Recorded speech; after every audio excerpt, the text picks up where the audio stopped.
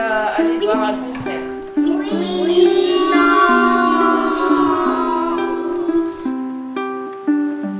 Ça m'a plu le plus, c'est quand le monsieur m'a sauté partout.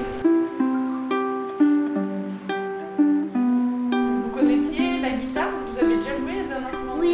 Moi j'ai un copain. Moi j'ai un copain. Pas du chez moi, ça m'a fait de la guitare. Et puis le rock'n'roll, c'est fatigué.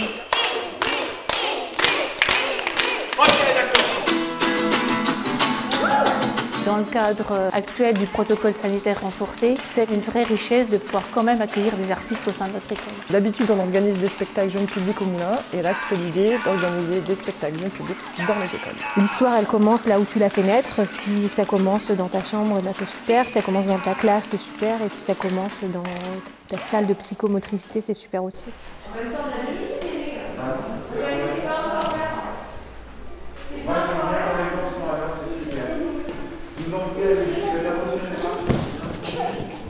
Le spectacle s'appelle « Et maintenant ». Notre point de départ, ça a été de dire qu'on avait envie de travailler sur le temps. Comment on perçoit le temps quand on est un enfant, comment on le perçoit quand on est un adulte. On va pas tarder non plus, donc installez-vous parce qu'il va falloir qu'on y aille pas longtemps. Vous êtes bien installés? Oui. Et bien ça tombe bien.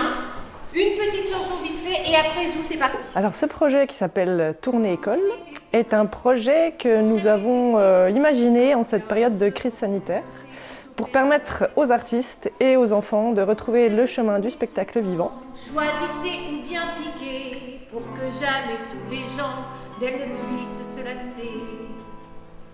Ah ouh, ah ouh, ah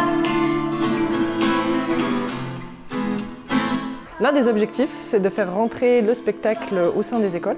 Et comme les enfants ne peuvent plus se déplacer dans les structures culturelles pour pouvoir bénéficier et découvrir des spectacles dans ces lieux qui sont pour le moment fermés, l'idée c'était de permettre aux élèves de continuer à garder un lien avec le spectacle artistique, le spectacle vivant, et du coup d'organiser ça directement dans leur établissement scolaire. Il y a des endroits dans le monde où l'hiver, ça dure des mois et des mois.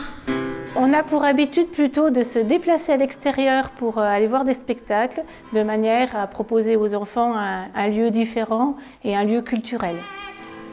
Qui donne dans le ciel,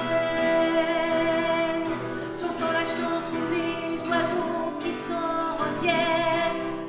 Les histoires, elles peuvent vivre dans les théâtres, elles peuvent vivre dans les salles de musique actuelles, mais elles peuvent vivre aussi dans leur classe, dans leur école, dans leur tête.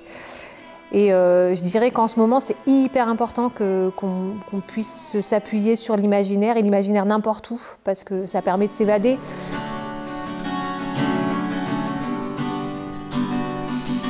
Il y a un super retour.